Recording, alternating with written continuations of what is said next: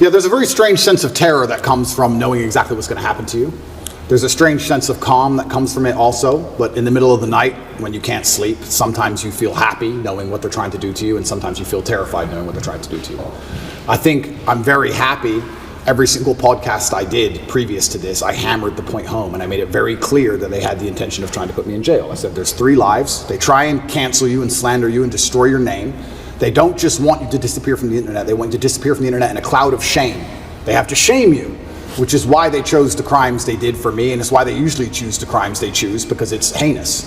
They want to shame you, and they want you to disappear with your head facing the ground and never pop up again.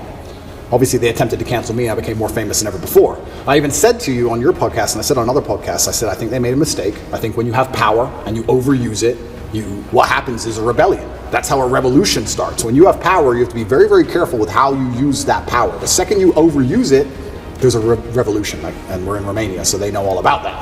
That's exactly what happens. And I said at the time, I think I was a mistake. I think they made a big mistake canceling me the way they did. And then the second time, the second life, which I described as they try and put you in jail for no reason. Here we are in the current scenario. I knew it was going to happen. And the third one is they put a bullet in your head. So we're going to have to see how the second life plays out. And yeah, I mean, when this is all over and I win the court case and I get the not guilty, I won't be smiling. I'll be walking out the courtroom with my head on a swivel. That's the kind of life I'm living now. I'm going to be thinking, oh, okay, so their second attempt failed. Now what? Like, do I want to fly private anymore? Do I want to go that place anymore? You start to think about these things. Like, do I want to do these things? A lot of billionaires dying in plane crashes. It's strange. So it's scary, regardless of how it plays out. And I guess you just have to go with the punches and see where it lands. And God has a plan for me and for all of us, and we're just going to see how it ends up. I want to make it very clear, and I make it clear on absolutely every single podcast, I would never kill myself. I don't care what they say. I don't care what video they show you. Never under any circumstance would I kill myself. It's haram. Never. I don't care if they put me back in the dungeon, solitary confinement by myself for the rest of my human years. I would never kill myself, ever, ever. So if that ever happens, God forbid, do not believe whatever garbage they tell you. The chance of me killing myself is precisely 0. They have to damage my influence. They have to damage my influence. They can't sit there and let me be influential because I'm saying things that they don't like me saying. And there are people sitting around going, he's saying things counter to our message and counter to our narrative. Get rid of it. And they have a pretty standardized playbook. And this is probably one of the first times in history where their playbook just isn't working. Cancel him. He's still around. Oh, well, lie about him in the news. Just say he touches chicks. Well, no one believes it. Oh, all the comments are on his side. Everyone's calling us liars. Okay, then do it again. Then do it again. Make up a new girl. Then do it again. Find someone else. Yeah. And they keep attacking me with the same weapons, but the bullets are bouncing off. And that doesn't give me a sense of calm. That doesn't make me think, ha ha ha, I'm invincible. It makes me think, uh-oh. It makes me think, uh-oh, because human life is cheap at the top. It's very cheap. It's interesting because sometimes I analyze myself and think, why don't I just do that? Why don't I just disappear? You know, I don't need money. I don't need fame. Why don't I just disappear? And then you have to, I was saying this to my brother, and he was like, well, Genghis Khan didn't need Vienna. Some people are just wired that way. Like, Vienna's a long way from Kathmandu. Sometimes that's just the way it is, or Ulaanbaatar, I apologize, the capital of Mongolia. That's just the way some people are. If I see injustice, and if I see things which I believe to be false, I feel like I am obligated to say the truth. I can't explain why, even if at my own detriment. What am I doing this for? Like, it's to the detriment of my life. And I've had these conversations at length with the people close to me, and we're all saying the same thing. It's always been the same way. Humanity's always been the same way. There's been a select, small, few good men up against evil, and evil always outnumbers you. Evil always has more money than you. They always have more power and more influence than you. If you play any video game, when you get to the end boss, he always has more life than you. He always has more hit points, but you're the good guy. And it's kind of like, it's never been any different. At any point in human history, there's been the good guys up against the forces of evil, whatever they were of the time, and you've always been outnumbered and you've always been supposed to lose. Well, instead of saying who, what I will start by saying is what they do. And what they do is they control information. And we now live in an information society, and by controlling information, they control how people think and act and react to things. That's all they have to do. They have to control information, and they have to be very selective with what they allow you to talk about and what they allow you to discuss and what they don't. And once they can do that, they can keep you bickering about garbage, and they can control the sensitive information, and then they run the world. So having all the information controlled and having this hard barrier on what can be discussed, that's how they can purport absolute fallacies. I think now it's been a couple years, we can probably talk about it. They psyoped the world into believing they should be afraid of the common cold. They psyoped the world into this. And if you think about how difficult that would be to do, how difficult would it be to psyop the entire population of Earth? Well, what you do is you just lie on repeat, and you don't allow anyone to say anything counter to it without hurting them the same way I've been hurt. And you just psyop them. It's actually amazing because now I use that exact same psyop on people. I love it. I love it. So when I sit with someone who's not matrix-minded, when I sit with someone who is matrix-minded, like when the BBC walked in here, I'm like, do you all have your vaccinations? Social distancing. Did you actually? 100%. Social distancing, please. And they look at me like I'm crazy. Well, how am I crazy? 2 years ago, you were telling me to do this. Now when I repeat your own worldview to you, I'm crazy. Well, if I'm crazy, guess what? You're a fucking liar. Because you lied the whole time. So either you're a liar or I'm not. You know, how can I be nuts? Put your fucking mask on. If I ever talk to any of these clowns again, they're going to be fully masked up. And I refuse. I don't care if you've had 2 booster jabs. No, I want all 6. All 6 injections. I want paperwork. Or get fucked. You're not coming in the house. Good luck. I'm scared of COVID. It's dangerous. I believe the mainstream media. I'm scared. This word you keep using, PSYOP, I've never heard this word. It's short for psychological operations? Correct. Break that down. What exactly is a PSYOP? Yeah, a PSYOP is the matrix as a whole. It's like psychological operations are constant. They constantly decide how they want you to think and what they can do to make you believe that, right? There's a whole bunch of them they do. But it starts with tolerance. That's what I don't like about this whole guise of tolerance. It's not that I'm an intolerant person. It's not that I'm a bad person. It's not that I want to hurt other people. But when they keep pushing tolerance, what they're trying to say is have no standards or barriers or parameters for anything. That's what they want. You have to be tolerant. Tolerant of what? Tolerant of having your shop set on fire, tolerant of your kids being taught things you don't want, tolerant of crime, tolerant of your house being broken into. Like, tolerant of what? You're not allowed any hard barrier or any hard parameters as a man anymore. That's why they push tolerance. That's the beginning of it. That's the first stage. Once you accept absolute tolerance, well then it's the end, isn't it? I'm tolerant of everything. I'll eat the bugs. Sure. You'll tolerate everything. I'll tolerate everything. I'm tolerant. Sure. So when I say things like I'm intolerant of certain things and people think that's bad, no, you need to have standards and parameters. And that's one of the reasons they also attack me. I say that men should be allowed to have standards and parameters in a relationship and in their lives. We should be allowed to decide who we want to marry, and we should have standards for her. They have standards for us. We should allow ourselves to have standards for her. We should have standards in what we'll accept from a government and standards in what we'll accept from a police force. We should have standards as men. But they're trying to erode all of that, because once that's gone, then your brain is completely empty. And then once your brain's empty, they can just plug in the slave program, and then it's over, right? You're a tolerant person. You're a tolerant person. Good. You're a good slave. Slaves are exceptionally tolerant. They're good for different things, man. But they both have the same basic worldviews, the same basic what's the word I'm looking for? Propaganda. The same. They're trying to hypnotize you in the same way, right? And it's all done on purpose. I think we've discussed this before, and we'll discuss it certainly a bit later, but they're trying to destroy the masculine imperative to prevent revolution. So it's all kind of the same. There's certain things I respect about each country. But it was good to certainly at a young age move around a bit as well. It allowed me to never, ever really settle in a school and make a bunch of good friends or anything like that. So I always understood, even from a young age, how to make people like me quickly, and also how unimportant the relationships with those people were, right? I wasn't a kid who's like, oh, I'm going to miss my best friend. I was like, okay, you were my best friend for 2 years. Peace. I'm out. I was like that. So that's probably another reason why me and my brother are so close. So yeah, it was a good upbringing. I can't have nothing bad to say about it. I was just raised by the OG. My dad was a G. Big, black, chess master, huge, drinking, gambling, pimping. Like, he's just out here. He was just that guy, right? So he was like that to the end. So he was a hero. Yeah. So chess, I mean, obviously my father was a chess master, right? So I had to learn the game. He sat me down. I spent a lot of time learning it. And to this day, I have massive respect for chess. So much respect for the game. It's so much harder at that world level than people can even fathom. Unless you even play the game, you can't even anticipate how good these people are at the game. They're effectively computers. I don't think you can even be good at chess at that level without having something a little bit wrong with you. You got to be on the spectrum somewhere. Do you know what I mean? Because it's crazy how good these guys are. But yeah, chess is an amazing thing. I still play chess every day. I'm not world level or anything. I'm around 1750, 1800 elo. If anyone knows chess, that's what I am. But yeah, would that be considered better than average? Certainly better than average. Yeah. You know, the average player, let's say, is around 1,000 or something. Okay. But my dad was 2,400. Okay. Or 2,500. Damn. So yeah, so I'll give you an example. My dad could beat me without looking at the board. So my dad would be in the kitchen, fucking around the kitchen, cooking dinner. I'd be in front of a chessboard in the living room, and I'd say E4. He'd say C6. Knight F3, Knight C3. And boom, and he'd smoke me without looking at the board. That's how good the bet is. It's insanity. Yeah. But I do think it's a good basis for life. There's certainly a lot of lessons in chess. There's certainly a lot you can attribute to chess from everyday life to the chessboard. And I think it's a good grounding mechanism. I enjoy to sit down for a good couple hours, win some games, lose some games. Yeah, absolutely. So I'll give you my favorite one first. Yeah. Please do. My favorite one is the difference between the king and the queen. Right? Because the king moves one square at a time. And the queen can just zip across the board. Right?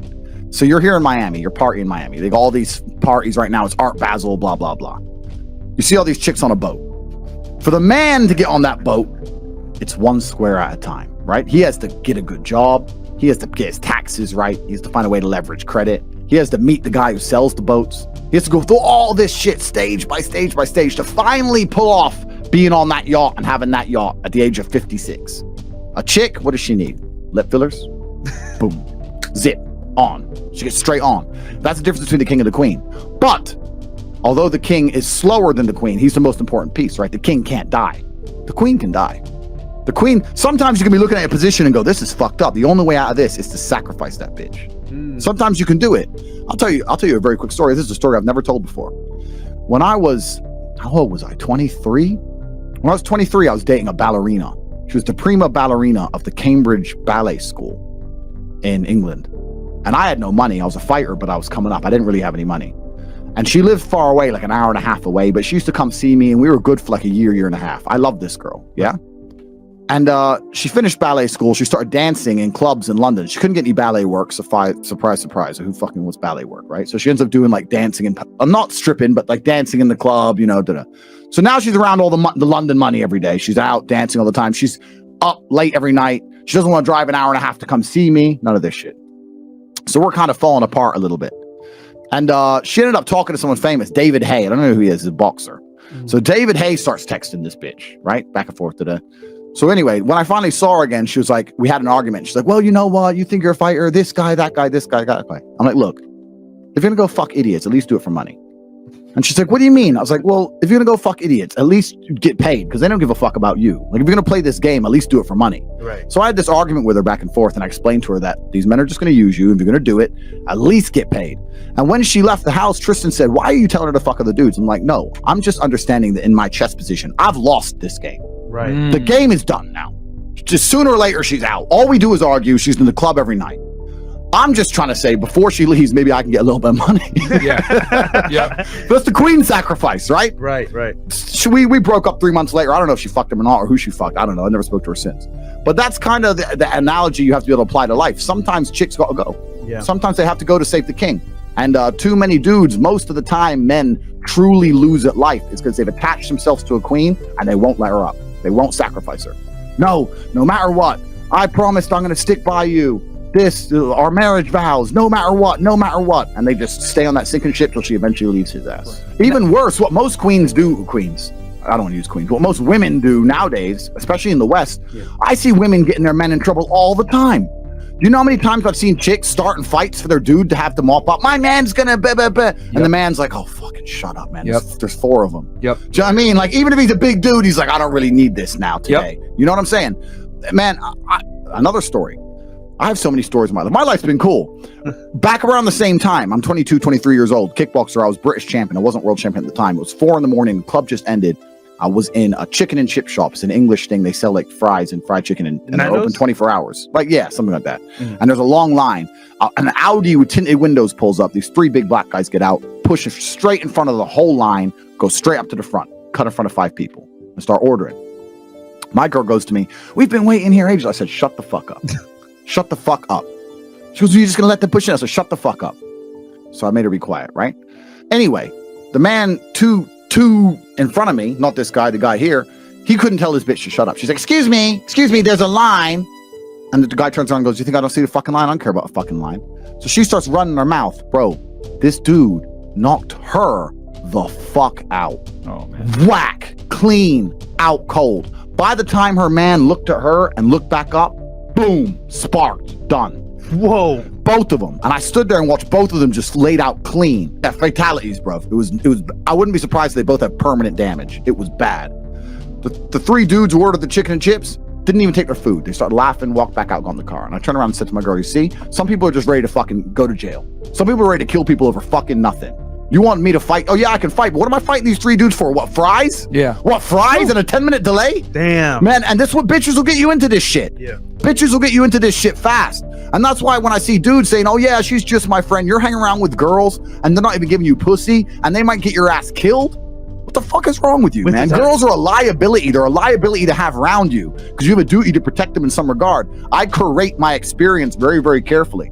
Any woman I'm around, I understand I have to protect. So she better suck something. Cause I ain't fucking sitting around being friends with no bitch. Cause I've seen it. I've seen it. I've seen so many men have their ass kicked over chicks. It's incredible. 100%, man. They're a liability, and it's not necessarily just completely their fault. Yeah. But if you're rolling with a chick who won't shut up when you tell her to shut up, you need to be careful, man. And Myron nailed it.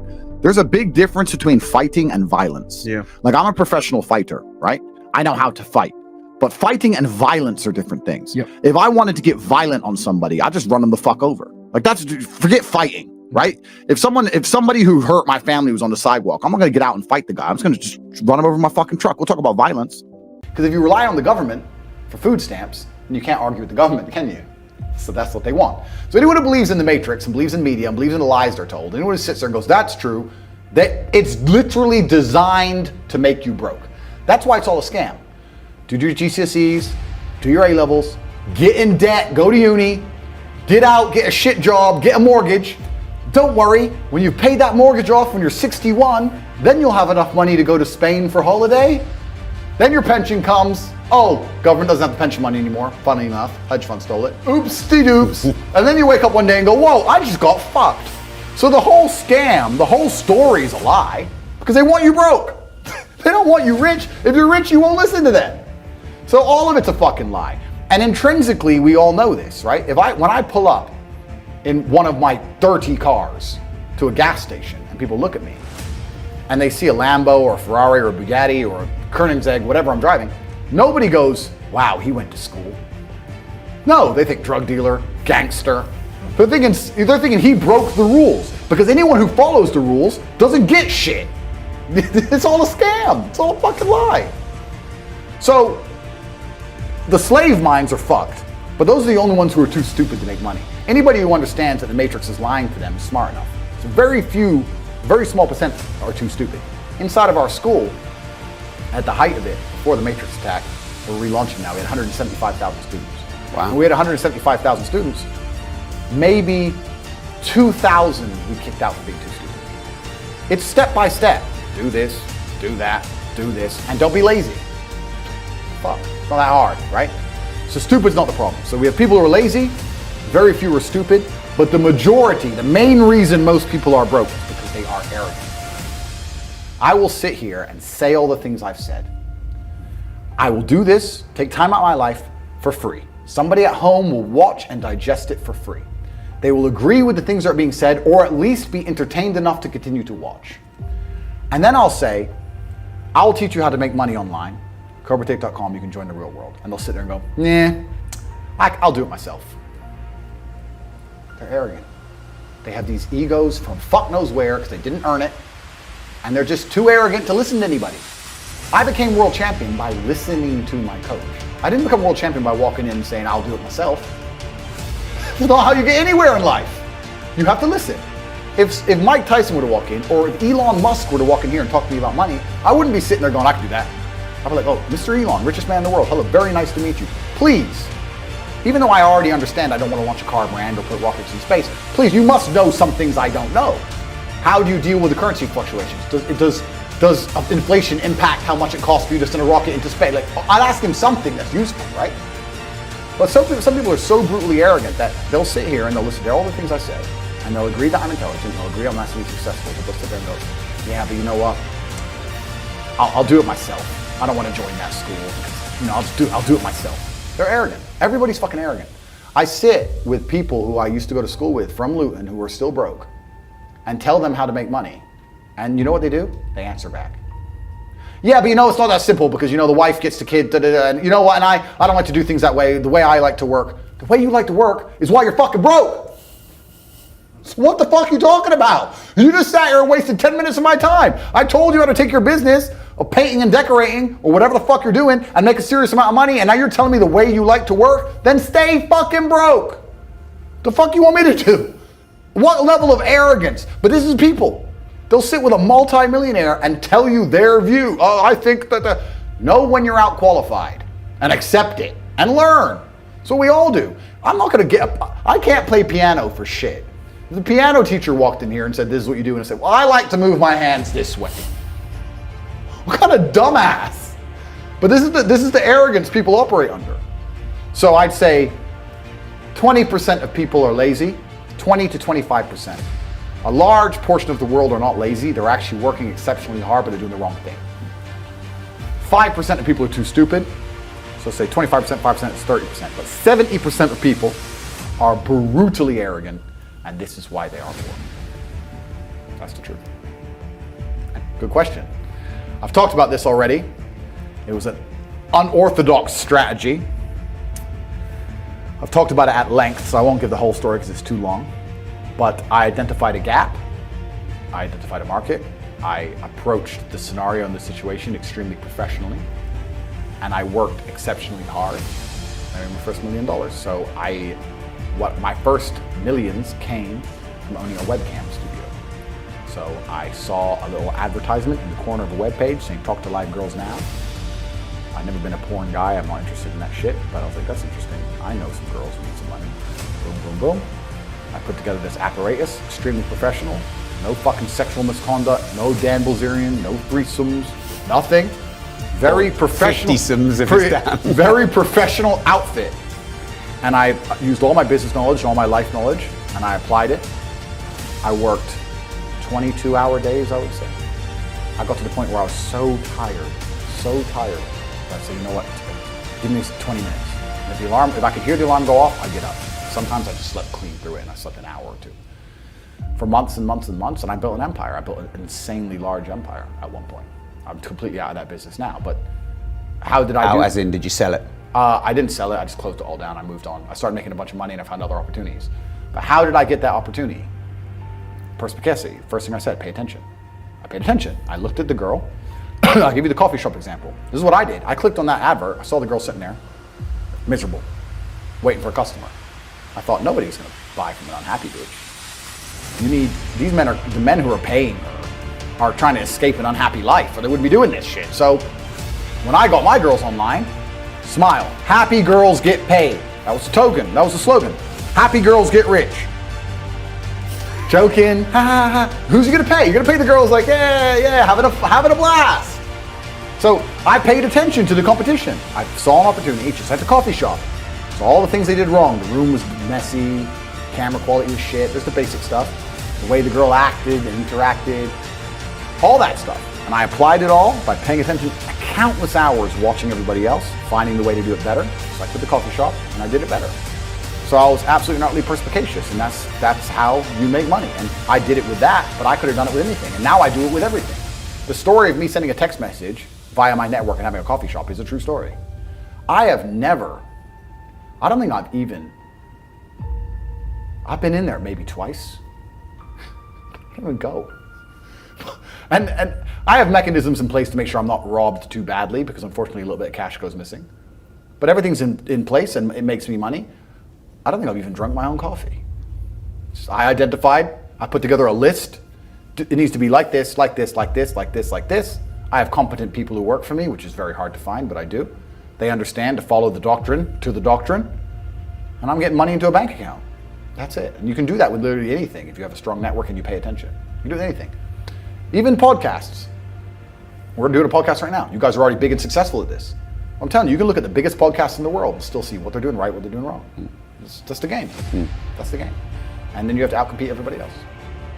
So you made a very interesting point there. You just said on the face of it appeared to be blatantly misogynistic. I understand that on the face of some of the long format content I've made, if you're going to take a few seconds out of hours, chop it up, put it all over social media, accompanied with my massive fame, then things can absolutely not be taken out of context. I do not hate women in any regard. I have no negative relationship with women. No women have come forward saying I've hurt them. I have no criminal record for hurting women. There's no way I can be seen as the face or the devil in regards to how men treat women on the planet. I'm absolutely and utterly the opposite. I believe in protecting and providing. I've been misunderstood. There's been large contingents of people who have tried very hard to purport lies about me. And the truth of the matter is, I've been producing content for a very long time. Hours and hours of videos been cut down to 2 or 3 seconds of clip. Those clips have gone viral and people misunderstand me. Yeah, so the point I was making was obviously at the height of the Me Too scandal, and also if we look at Amber Heard and Johnny Depp, there's been a lot of high-profile cases where men have been accused of things they did not do without evidence, and their lives have been completely and utterly destroyed. Right. When I say these things, people sit and say that, oh, he hates women. I don't hate women. I think rape is disgusting. I would take a stronger stance on rape than the British government. I think these people should face the death penalty. But to sit and say that women without evidence can go forward and just make up accusations against men, even though they've been repeatedly proven to destroy men's lives at will, completely. I'm not going to sit here as a professional and say that I can't be taken out of context. What I will say is that one small sentence you've taken was from a 1-hour video where I explained that, of course, rape is disgusting. Of course, everybody should be punished for their crimes regardless of when they happen. But people are not perfect, male and female. And if you give women the opportunity to destroy men's lives without evidence, there's going to be a contingent of women who will do that. I'm trying to make a balanced and nuanced argument in a world where people have no attention span. They're going to take a few seconds, put it online, decide someone's good or bad, not be interested in the longer format video. And here I am. No, I'm certainly a person who takes personal responsibility. That's who I am as a person. But we live in a world now with TikTok videos 5 or 6 seconds long. There's no content. Because I made a religious point. I said that when a man marries a woman, the woman's father walks her down the aisle, and hands her away to the man. Traditionally, this is what it says in the Bible. I'm a religious person. I believe in God. I live in the Muslim. I think my sister is her husband's property, yes. When a bride is walking down the aisle to marry the groom, the father walks next to her and gives her away. True or false? Perhaps the way the reason I'm asked that question repeatedly, and I'm asked in a loaded way. So would you rephrase what you said there? Now, that's an interesting point about phrasing. The way I would say things before I was famous, I have to take personal responsibility and accept that if I make a video that 500 people see and 1% of them misunderstand it, that's not a problem. If I make a video that 5 million people see and 1% of them understand. So specifically on that point, I think my sister is her husband's property. She took his last name. She married him. She wanted to join his family. She has said it herself. Right. So she's still a sovereign individual. Listen, my friend, if we want to argue about this, we need to go back to the Bible, to the Quran. You need to argue with religious. No, I'm not talking about anything in the Bible or Quran. But that's what it says. No, I'm asking you what you think. I think that if a woman marries a man and she decides to take his last name, that they have different roles and responsibilities within that marriage, and I believe that. That's not the question. I believe the father. Don't behave like a politician. The father hands her to the man. Right, but don't be a politician, because I think you're a straight talker, right? You keep telling me you're a straight talker. I think my sister is her husband's property. Do you regret saying it like that? I understand that with my newfound fame, perhaps it could be phrased differently. However, I still believe that a woman is given to the man in marriage. That's what I believe. Yeah, but that's the way that people ask me the question. People say to me, they ask the question. Hang on, you can't blame people for asking you questions. Surely, if you want to be accountable for what you've said, you've got to own your responses, not blame the question. I own the response. Like me asking you a question now and you say something and then say, well, actually, I blame you for asking. I understand, Piers, I understand. I believe the woman is given to the man. I believe she's given away by the father. I believe she belongs to the man. So fundamentally, you do believe that a woman becomes a man's property at marriage. I believe she belongs to the man in marriage, correct. Right. Then let me make it very, very clear to the camera. I believe a woman is given to the man in marriage. I believe that. I also believe a man has a duty to protect and provide for her. I believe a man should lay down his life if something happens or his wife's life is threatened. I believe that women and children first are on the lifeboats. But I believe that men. But a man doesn't own a woman. It's not. No. It's unless they literally buy them as a slave. Well, obviously, we're not talking about that. We're talking about religious, biblical marriage. We're talking about something else. I understand that very well, Piers. That's why people think you're a misogynist. Completely. I understand all of this very well, which is why when you're saying I was backtracking, I'm not. Do you have any regret, though, over the way you phrased this stuff? Well, this is the point I was trying to make. The point I'm trying to make is when I was not nearly as famous and I was making long format content, I was not sitting there anticipating I'd become the most Googled man on the planet and that a few seconds could be taken out of context. That was not my anticipation. No, but it's still what you believed. It's what you believe now. So what's the difference? It's not about, you're asking me, you're saying that young people who are impressionable. If you said to me, look, Piers, honestly, I've had time to think about this and I wish I hadn't said it, I don't believe that. That's one thing. Actually, you've said the opposite. You said, actually, that's what I think, yeah. I think that when it doesn't really matter whether you recorded it when you're famous or not famous. It's what you actually believe, right? I believe that a man has a duty to protect and provide for a woman. I believe that a woman's father gives her away to the man. That's what I believe, and that's in my marriage. That's the circumstance I'm going to live under. If people want to live in a different scenario, that's completely theirs. Their prerogative. You went on to say about authority over women. If I have a responsibility over her, I must have a degree of authority. Yeah. For the same reason, if I have responsibility over and people are going to use their mind, it's an example, an analogy. Responsibility over a child, I have to have some authority. Yeah. So you believe as part of your ownership or your property of the woman, you have authority over her. No, I believe if you have That's what you said. I believe if you have responsibility over something, you have to have a degree of authority. You can't be responsible. Yeah, but authority means, again, that you're the boss. The point I'm making, if you'll please let me finish Sure. at this point. The point I was trying to make was talking about the safety of a woman.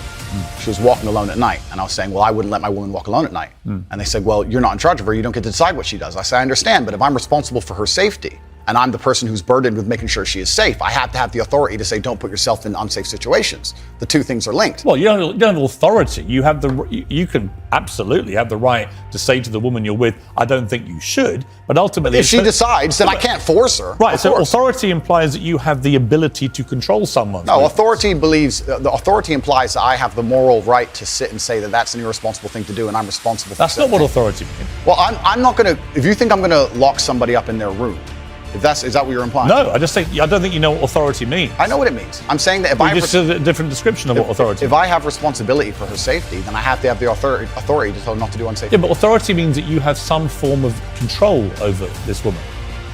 I think you're trying to, what you're trying to I'm do. only trying to get to what you think. Honestly, I am. I come with no agenda here at all. I understand. And I'm explaining very, very clearly. If I have responsibility over said subject, I have to have authority over it. So let me say you have children, right? Right. You have responsibility for them. No, I have legal authority over my children.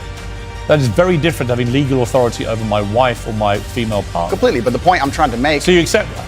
I accept that Because you used the analogy of responsibility for a child. my friend, these are very These are actually really important things. They're actually. important things, but you interrupt me every 5 seconds, so it's hard for me to actually explain my point. The point I'm making here is very simple. You have children, and you're responsible for their safety, so you're going to have authority to say, don't go out at night, perhaps, because you want them to be safe. I have legal authority. You have a legal authority. Yeah. Legal authority. I'm saying that if I had a woman, and the question where you've raised this soundbite from, I was asked about protecting a woman, making sure she's safe, and I would say I wouldn't want her to go out at night on her own because I'm responsible for her safety. And someone said, well, you don't have authority over her to do that. And I said, well, no, I can't force her to stay inside. But if she were to ask me, how do I protect myself at night? I would say, well, you should stay inside. That's how you should do it. I don't have an issue with what So you we just agree. said. No. It's the semantics. No, you're it's arguing not semantics. And this is where I don't think you quite get why there's a furore over what you say, with respect. Because the semantics point would be if we're saying the same thing in different ways, but we're not. I'm saying to you that when you say I have to have some authority over a woman, I say to you, you have no right to any authority over a woman. You do over a child if it's your child, because you are the legal appointed guardian of that child. Understood. You're not a legally appointed guardian or authority over your wife or female partner. Legally appointed, absolutely not. I agree. However, when it comes to things like personal responsibility or personal safety, men, largely by society, are accepted. We're the protectors and providers. We can sit here and pretend that in the world we live in, if me and my wife were walking down the street and men were to come up and try and attack us, I wouldn't be the one fighting. But we both know in reality I would. Right. I have a I have a degree of responsibility to protect her. So if I have a degree of responsibility to protect her physically, then the point I'm trying to make is I will do my best to make sure she's never putting herself in unsafe situations. Do you wish you hadn't used the word authority? The authority is something that she would give to me. She would come to me and say, how can I make sure I'm as safe as possible? But I don't want to interrupt you. I just want to point out that's not what authority means. If someone gives, a person can give voluntary authority is not authority. No, but that's the point. It's not. Piers. Andrew, stop. Piers, if a woman comes to me and says, I want you to keep me safe, she is handing me authority for her safety. Completely. I never said one is consensual and one isn't. But why are we pretending I do unconsensual things? Because you literally say, I must have a degree of authority. I have to have some authority. And the point only if I'm responsible for her safety. If I'm not responsible for her safety, I don't have authority. If your position now is that with her permission, I would like to have authority when we go out at night to protect her, that's a different That was thing. always my position. But that's not what you said. But that was always my position. So again, I simply say to you, It is what I said, though. Do you wish you'd phrased it a different way? No, because we're talking about long format copy where I'm talking about a woman who has come to me and said, you're responsible for making sure I'm safe. I said, well, then I have to make the decisions. When an 18-year-old boy reads, I must have some authority over a woman, what do you think he thinks? Well, I understand that and I said this earlier when you tried to say I was backtracking, which I'm not doing. No, actually, I'm not. I don't want to. Okay. I'm not trying to gotcha you. Cool. I'm trying to work out exactly what you. I actually understand think. with massive fame comes massive responsibility. I understand that a percentage of the population are always going to take everything that's said by anybody out of context. Would you change the wording of what you said? No, I would just encourage people to watch my long format copy and understand it Would fully. you tell an 18-year-old boy you don't have authority over women? Absolutely. You would say that? Unless a woman comes to him and says, "You're responsible for my safety, please make sure keep me safe." Like I my see. woman Now says, that comes to Andrew me. Tate, I can sign up to. Well, then we agree. Yeah, but I don't agree with what you said before. Because you're taking a soundbite from a 2-hour yeah, but you haven't been conversation. taken out of context because I read you the entire sentence. It's very. But you've ignored all the context around the sentence, my friend. You can't ignore a sentence that says I must have a degree of authority. But you can when there's a 2-hour conversation where a woman is telling me if she makes me responsible for her safety, and me explaining, well, if I'm responsible for your safety, I have the authority to make decisions. So yes, you've ignored all the context. Do you respect women? Absolutely. Why wouldn't I? Do you think that 18, 19-year-old women are more attractive than 25-year-old women? I think there's attractive people. That's a loaded question. I don't know. Well, it's not really, is it? I can't. You know why I'm asking it? Of course I do, but I can't sit Well, here and for say. the benefit of viewers who don't know why I'm asking, you said this. In general, this is also one of the reasons men find youth attractive. You want to blow up the internet? I'll blow up the internet right effing now. The reason 18 and 19-year-olds are more attractive than 25-year-olds is because they've been through less dick. People say, oh, you can't say that, but yes, I can. A 19-year-old is more attractive than a 26-year-old woman, and I'll tell you why. Because that 26-year-old has talked to more guys, been to the club more times, been effed and dumped more times, more arguments, more mess, more for me to clean up. That is misogyny. Why? Because you are encouraging a mindset about 25-year-old women that makes them sound out to be infinitely less desirable than 18, 19-year-olds, and having effectively been having too much sex to be taken in a more respectful way. That would. Well, firstly, even if that was the case, that wouldn't be misogyny. But what did you mean by what you said? That's not misogyny because it's not anti-women. I'm saying that an 18 or a 19-year-old woman would be more desirable. Pretty than somebody. anti-25-year-old women. Anti-25-year-old women we can argue, but not misogyny. Well, that's misogyny. No, it's not. Oh, being anti any woman at all is misogyny. Not when I'm saying that women are beautiful and attractive at a certain age and saying the age. You're is saying different. 18, 19-year-olds are more attractive than 25. Well, then ageist perhaps, but misogynistic absolutely It's that not. minute, but you just accepted it was misogyny. No, I didn't. You said it was misogyny. I'm telling you, no, it's not. So you don't think if you're saying slightly hateful things about a 25-year-old... That's not slightly hateful. Well, it is. You think you say that to a woman's face if she's 25? It's not slightly hateful. When So you would go up to a 25-year-old woman and tell her exactly what I just read out? Why would I walk up to a random 25-year-old Because you said woman it in public and on say the that? internet, and it's been listened to and watched by millions and millions of young, Correct. impressionable boys. Correct. There was a large panel. There was a conversation. There was hours long of conversation. There were feminists attacking men for toxic masculinity and attacking me and saying things. And I said things back which were going to antagonize But I think, them. Which you've done yourself a bunch of times. I think a lot of allegations of toxic masculinity are not toxic. Correct. I do think that kind of sentence that I just read out, that paragraph, is actually toxic. If you genuinely mean that, and you say you wouldn't say it to a woman's face, but you said it in public about women of that age, I do think that's misogynist. And I think you probably do too. I don't think it's misogynistic. I understand why it can be insulting. You wouldn't say it to a woman's face. Well, it depends. You're making it out like I'm walking around the street going up to random 25-year-olds. Well, effectively, you're doing it to tens of millions of people online. There's no difference. Not is at there? all. We're discussing a topic. We were discussing the ideal age of a man. Should young boys, right, in their teens, are you comfortable that they would have that mindset? Be honest. I think that young boys in their teens lack life experience. They lack nuance. And they need to be very, very careful what they're digesting online, whether it's my content or anybody else's, who protect and provide for the people close to them, are fantastic for the economy. And I'm certainly not the worst influence out here, Piers. You have Lil Nas twerking on the devil on music videos, which our children are digesting. You have drill artists singing about stabbing people to death in the middle of a knife crime epidemic. You have rabid psychopaths on whether the right or the left announcing violence on the other side. You have all these insanities in the world. And because I sit here and say, perhaps. Now you've laid it out and it offended you, I understand. I didn't say it offended. Okay, cool. I just read you the thing. You read things that you said they could be offensive and some people are offended. Well, some people definitely were offended. Absolutely. That's fine. And honestly, I think some of the things you said were genuinely offensive and misogynist. Okay, so they offended you. And like actually- I said earlier. So they offended you, No, which hang is on. fine. I said they offended you, you interrupted me, and now you're saying they offended you, which is fine. But the point I'm trying to make is this. I'm not the devil. There are certainly worse people than me. And I don't disagree and they exist. with that. And I'm saying that my core tenets for the people who don't understand me are self-accountability, so I'm accountable for everything I've ever said. My core tenets are responsibility, so I'm responsible for everything I've said. My core tenets are traditional masculinity to a degree, which involves protecting and providing for women. And I'll make another point here that needs to be said. The number of women who have stood up and stuck up for me is ignored. Thousands of women are making videos saying, I've met Andrew Tate, he's such a nice guy. I wish I had a man like Andrew Tate who felt responsible to protect and provide for me. You know what? I do belong to my husband, that's why I married him and I love him. We ignore the thousands of women who stood up and stood by me and said everything I said is true. And we're taking a very vocal minority who have taken the things I've said and are pretending to be absolutely and utterly devastated by them for some reason. I'll see what your response That's the first thing. Yeah, it is nothing to do with me.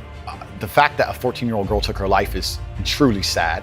The world we live in today is the fact that something like that happened is almost mind-blowing to me. That's truly sad. I actually feel sad inside to see something like that. This fact that, and I became world champion for the first time. How was that for you? It was good, but I don't ever feel like I'm satisfied. I never won the world title and go, yes, I'm the champ now. It was just like, okay, next. I was kind of always like that. I always had these aspirations. I've always kind of felt, without sounding like a crazy conspiracy theorist, even now to this day, I feel, maybe, correct me, you're a smart man, so maybe this will make sense to you. Do you ever look around you and just look at the world and feel kind of like we're in the Matrix, like there's something missing? Yeah. Do you know what I mean? It's just you feel it in your gut. Yeah, something isn't right here. Everything just seems so superficial, and I don't know, I was always looking for this secret. I was always looking for, I wouldn't say happiness or contentment, but I was always looking to try and break out of the 9 to 5, just the normal monotony of day-to-day life. And for a long time, I thought fighting was my way out. I don't know what I was trying to get to. I don't know where it was going to lead. But when I just look at the normal life a lot of people live, that is just absolutely depressing to me. Yeah. I couldn't imagine doing it. I'm not shitting on the normal guy. I'm saying you're a stronger man than me. Because if I was a normal dude working in Starbucks, bro, I couldn't do that. I couldn't do that day to day. I literally could not do that. And I thought fighting will make sure I never have to do that, if that makes sense. Did you ever find this sense of completion while you're winning world titles, or were you still unsatisfied? There's always someone new to beat up, right? Yeah. And then even then, I'm dedicating all my time to fighting, which is actually the reason I retired. I retired for 4 years. I came back last year and I fought 3 times. But I actually retired because one day I woke up and I looked at my life and I thought, I'm giving 7 hours a day to fighting. If I were to put 7 hours a day into something else, what else could I achieve? Because I had a little bit of money from fighting, but I wasn't balling. I wasn't rich. And I thought, what's the point in being the world champion if I can't buy Lambos on the debit card, right? What's the point? So then I thought, well, I want to be rich now. So that's actually the reason I retired. So I was always chasing other things. And then now I've got money, I want to fight again. I'm never happy, bro. This is how it goes, right? You're always chasing something else. But I do feel like to a degree, I have at least partially escaped the matrix I used to be talking about. I kind of feel like I've started to escape. And Corona, as much as it's been a headache for everybody, has helped me realize how fortunate I am in my position. To when everyone else is locked down, I can just get on a private jet and go where I want, right? So that it's kind of cool when they go, there's no flights. I'm like, not for you. There's flights for me, bro. So it's kind of, I felt like I've semi-escaped. So I've kind of gone. Yes. Let's talk about the webcam business. Yeah. Yes. So that's the story. So for anyone watching this who doesn't know my story, I'm fighting. I became 4-time world champion. I was 28 when I won my 4th world title. And one day I woke up and I literally just woke up. I looked at my bank. I just won a world title fight, but I hadn't fought in 6 months. By the time I paid all my back rent and paid my car payments, all that, I looked at my bank. I had like $3 grand, $4 grand in there. And I'm like, I'm giving up my entire life and I don't even know how I'm going to live. I need to get rich. I want to get rich. So I said to my coach, look, I'm going to take a couple months off and I'm going to focus purely on money. And the story is, and this is a completely true story, I'm sitting with my brother and I'm like, how can we get rich? You know what's amazing? Now I have money. Lots of people always ask me, how do I get rich? And I say, when's the last time you talked about money? When's the last time you sat down with your friends and refused to talk about anything else but how to make money? How are you making money? How are you making money? How am I making money? How can we make money together? How's that guy making money? How's that coffee shop there making money? Is that coffee shop making money? I don't know. Do they sell cake? No. Why don't they sell cake? Everyone in here is a businessman. If they had a cute young waitress, a girl, instead of a guy, they'd probably sell more coffee. Like, no one analyzes anything. They just want to get rich. right? I want to be rich, but they have no plan to get rich. And a hope and a plan are very different things. I explain this to people all the time. Everyone has a dream, but no one has a plan. And nothing good is going to happen on accident, right? I didn't become world champion on accident. I didn't wake up and someone go, how'd you become world champion? And I went, oops. You have to plan for it. So I said to Tristan, we need to discuss money. We need to plan this, and we need to work out a way we can get rich. And that's when I started analyzing and understanding banks and the credit system and the money system, how the world actually works. And then I got really pissed off because I realized that money isn't real and it's all a scam. And the banks are destroying us in real time with inflation. And I still don't have any. So I was really mad. And I'm writing down, I was watching some YouTube videos like financial advice, and we're talking about assets, liabilities, etc. And I'm writing down all my assets, and I'm trying to work out what I have that's worth money. And the only thing I writ down, because I had a car, but what's that worth? Nothing. I'm big and strong, but I'm already fighting. I can't think of anything else to do with that. The only thing I had was, because I'd been fighting all around the world, I had these 6 girlfriends, right? Because you'd win the world title, you fuck a ring girl, she falls in love with you, you're the big millionaire in London, of course. She thinks you live in the balling life. You're in some tiny apartment with a door lock. So I had these girlfriends, and I thought, well, I can't open a strip club. It costs money to open a strip club. And I'm kind of racking my brain, and by absolute coincidence, I'm going around the internet, and I saw in the corner, Talk to Live Girls Now. And I'd never in my life, like, I was never a porn guy. I've never been watching porn or clicking on these things. And I said, Talk to Live Girls. So I clicked on it, and there's some chick there on a computer, like, hi, and I was like, my girls can do that. So that was the very beginning. That was the eureka moment. And I walked into my brother's bedroom, and I said, we're going to start a webcam company. Yeah, so, and this is the thing that's interesting about it, because when people hear this story and they say like a pimp, etc., people imagine me to be this exploitive, horrible, evil man, which is absolutely and utterly the complete opposite. I'm not trying to convince the internet I'm a nice guy, right? Because I don't give a shit. I'm just telling the truth. So the beginning of it was I messaged my 6 girlfriends and told them they're all coming to live with me, and I had a job for them in London. 2 of them wouldn't come. 4 of them agreed. And I was like, we're going to make money, a bunch of money. You're going to live with me, blah, blah, blah. We're going to live the dream. Right now I'm in between apartments, so I'm in this shitty apartment. You know, because kickboxing's not boxing, bro. You're not making millions like the boxers are. So the 4 girls flew in. I sat them all down at a table. They're all like, who's this chick? Who's this chick? Told them all the truth. I just straight sat there. Just sat there and said, listen, I've been with you all. I'm starting a webcam business. I'm going to get rich. Some of you are going to come with me to the top of the mountain, or if you're pissed off, you can fucking fly home. Just very matter of fact to the point, because I needed money. At this point, now I have not agreed to take another fight. I need money now. So 2 of them left. 2 of them agreed to stay. And the beginning of my cam empire was this tiny little apartment, me and my 2 girlfriends living in this house, right? And they went on cam together as a duo, as a team, to start making money. And that was the beginning of it. And the interesting thing about it was these girls were so inept from a business perspective. Like, they were very beautiful and they're nice girls, so I can't say anything bad about them, but they were not, women do not have a business mind. So they'd sit on webcam, right? And an old dude would sit there, and the old dude would say, what kind of guy do you like? And they'd say, oh, I don't know, someone in shape who's rich and young. And I'd be like, no, he's an old dude. You have to say, I'm tired of these young guys messing me around. I need an older guy who's ready to settle down. I don't care if he has money as long as he'll take care of me. Da-da. If he's a young guy, you say, I'm tired of these old guys perving on me. You need to sell the dream. So I'm training these girls, and it got to the point where it was easier if I just typed myself. So what we ended up doing was we had the 2 girls on camera with a keyboard, which wasn't plugged in, doing this. And then I was behind the screen talking to the dudes, saying the right things, and start dragging money out the internet. And for me, I mean, this is a long time ago, right? This is about, how old am I now? I'm 34, so I was about 28. So about 6, 7, maybe 8 years ago, right? And making money online nowadays is far more popular than it was even 8 years ago. Who do you know 8 years ago who made money from YouTube or from online? Yeah, nobody. It's just booming. It's just starting. It's just starting. So the 4 girls flew in. I sat them all down at a table. They're all like, who's this chick? Who's this chick? Told them all the truth. I just straight sat there. Just sat there and said, listen, I've been with you all. I'm starting a webcam business. I'm going to get rich. Some of you are going to come with me to the top of the mountain, or if you're pissed off, you can fucking fly home. So a woman can't go around fucking people and pretend it's the same as a man running around fucking people. It's absolutely not the same.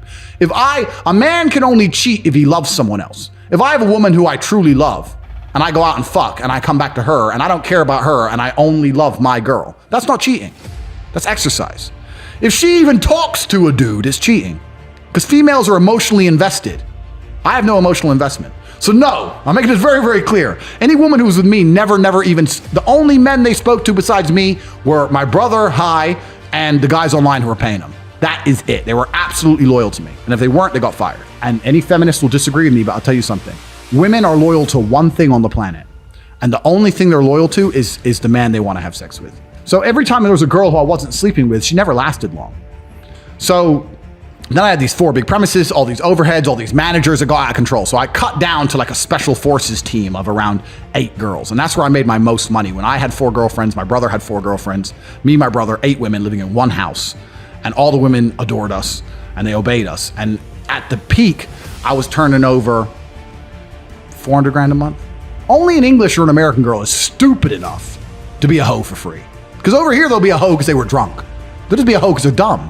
Oh, I slept with a bunch of men. Oh, he was funny, so he jizzed on me. Like, they're just idiots. In Eastern Europe, they're far too intelligent for that. They understand that the number one commodity a female has is beauty. And if they're born with it, they're not going to fucking waste it going out getting hammered and banging Joe whoever. They're not going to do that. They're not stupid like that. So Western girls are extremely easy to sleep with compared to Eastern European women. This is going to really piss the feminists off, but I'll tell you, it's the truth. It doesn't matter whether a woman wants to be a lawyer or a housemaker or a webcam girl. Unless she has a man directing her, she's going to fuck it up. They're just not built to be completely independent creatures. The women who go, I'm strong and independent, you're working for a man in a company and you're getting fucked by 10 men a month. You're not independent.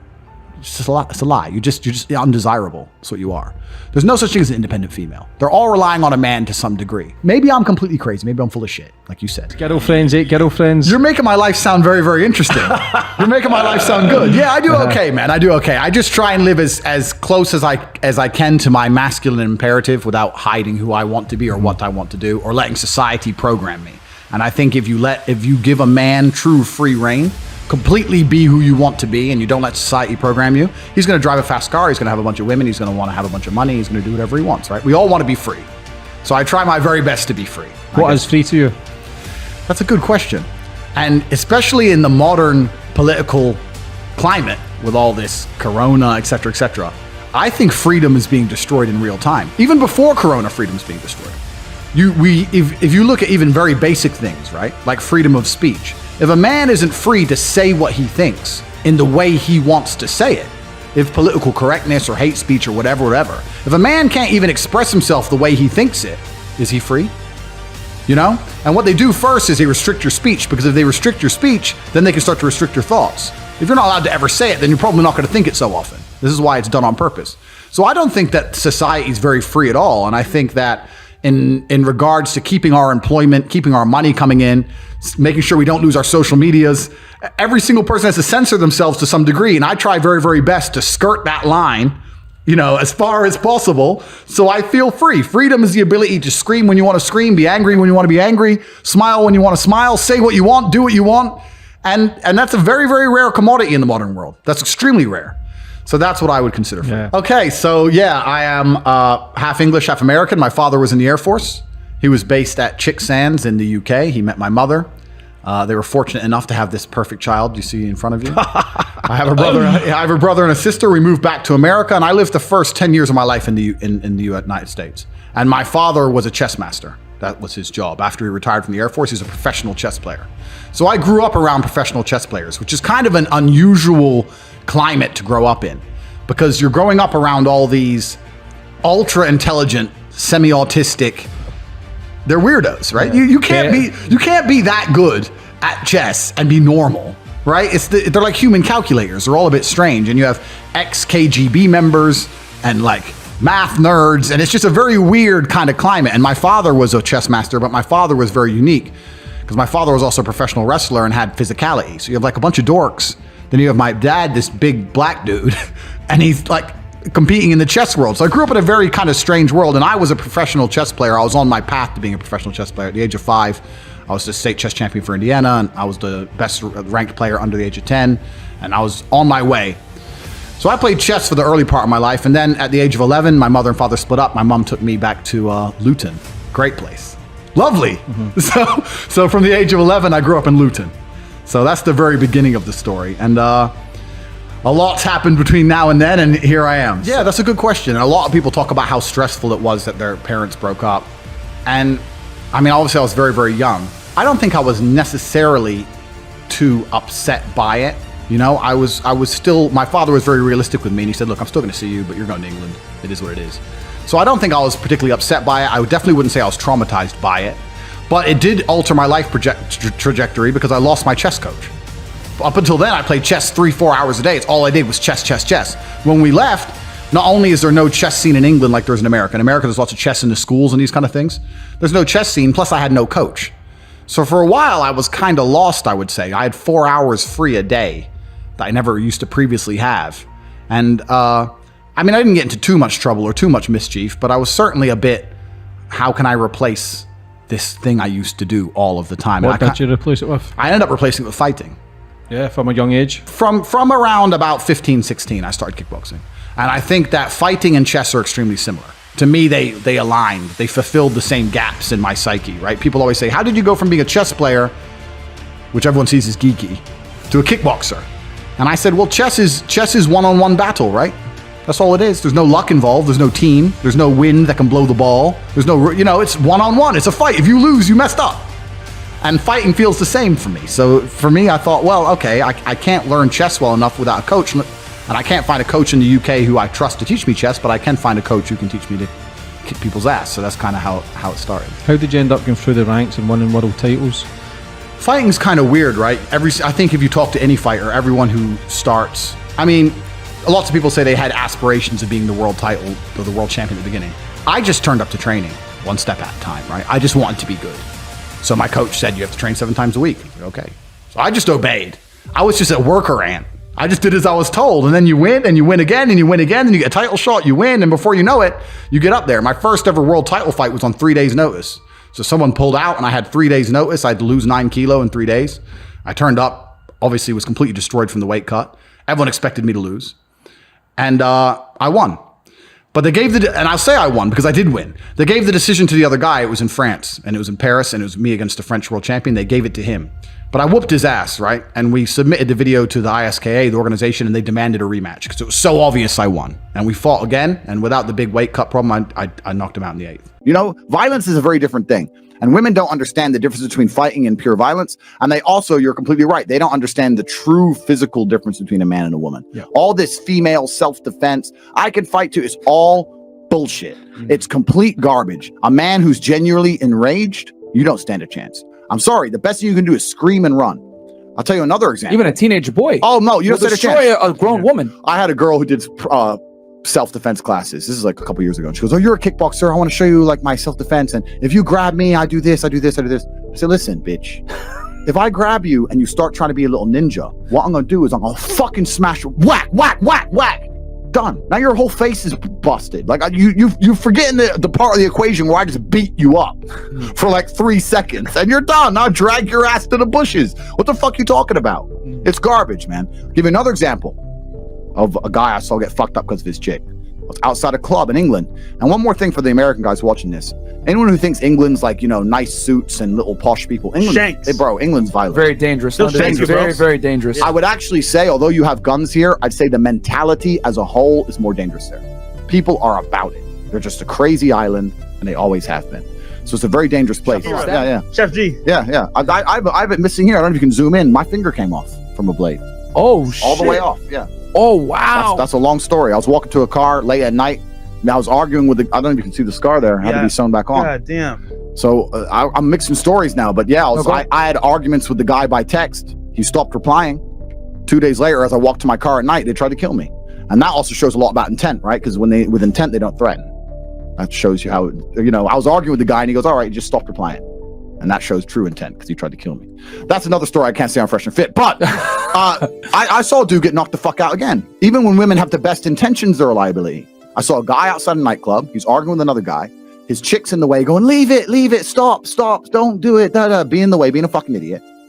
Anyway, she grabs her guy, like, go, stop, holds onto his right arm. Stop. Boom, he gets knocked out. You're holding on your dude's arm. How the fuck's he gonna fight? Even if you don't want him to fight, you're just gonna hold on his arm saying stop, and let him get sparked. I tell my chicks all the time, if we're walking down the street and any kind of altercation comes, run and fucking scream. Fuck off. You're no good to me next to me. Facts. You're no good to me in between. You're no good to me next to me. You're no good to me shouting stop. You're no good to me holding on to me. Just fuck off. Run over there and scream and get somebody else. And leave it to me. Even if there's 100 of them, leave me by myself. Because these chicks will get you fucked up, especially the ones who aren't trained. And even if they have the best intentions, if they panic, what they're going to do, they're going to grab you. Because you're their man, right? They're going to stop you from being able to fight. Yeah. They're a fucking liability. Dudes, you're walking out here with chicks and they're untrained. At least my chicks are trained. I literally will sit down with girls and say, look, if something goes off, especially where I live in the world, Romania, these kind of countries, if something goes off, run and scream. Should I tell you the story quickly? Yeah, tell us a story on that one. All right, so I'm with my dad. My dad's a chess player, but he's also like a park hustler, right? So like he'd go to the parks and play chess against the other chess guys to make quick money. So we'd go in there and offer them ridiculous odds, like 3-1, 4-1, give them more time, whatever. And he'd sit down at the park and he'd bust them up. My dad was really good at chess, but he was ultra aggressive. So like grandmasters hated playing him. A few times he lost spectacularly because he went too hard, but there's some few times he had crushing victories, like just wrecked the grandmaster because he just went completely all out defenseless. He was like an attacking player. Damn. So I remember I was about 8 years old. I told this story on my Tate speech, my YouTube channel. I was about 8 years old. Yeah, I read it and I was like, that's definitely your father's Yeah. I was about 8 years old. And my dad, even when he was still alive, because I only speak English, right? Even though I live in Romania. And I said to my dad, do you think I should learn another language? And he turned to me and said, you don't even speak English.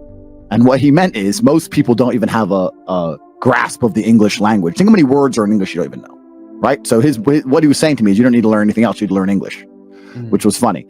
But my father spoke a very particular brand of English, and that's what this story is about. So it was Detroit. It was 3 a.m. We were in a gas station. I was walking around. I remember looking at the Cheetos. I'm 8. Who doesn't like Cheetos? And I heard an altercation near the front of the till. I heard like some scuffling, etc. I don't know what exactly happened, but I came to the front and my dad was getting jumped by 4 Mexican guys. Damn. Right? So they're hitting him, bang, bang. One of them got a bottle, start smashing him. They're beating the shit out of him. Even as my dad was getting his ass kicked, I'm 8. I'm standing there just frozen. As he was getting his ass kicked, he turned to me and I remember he growled at me and he went, run to me as he was getting beaten, right? He managed to get one of them and hold him tight and must have bit in his face or whatever he bit, he had flesh in his mouth by the time the whole thing was done, right? So he bit something off. So there's blood everywhere. Anyway, the shopkeeper starts screaming, so he's going to call the police. It kind of starts tussling, goes half outside. My dad manages to stay inside. The Mexican guys run off. My dad's covered in blood. His head's cut. He bit the guy's lip off. So there's blood all down the face of him. He's absolutely covered in blood. He's drenched in blood. And I'm standing by the drinks cabinet, still just standing there. So he told me to run. So what the fuck are you going to run in a 7-Eleven? So I'm just standing by the drinks cabinet.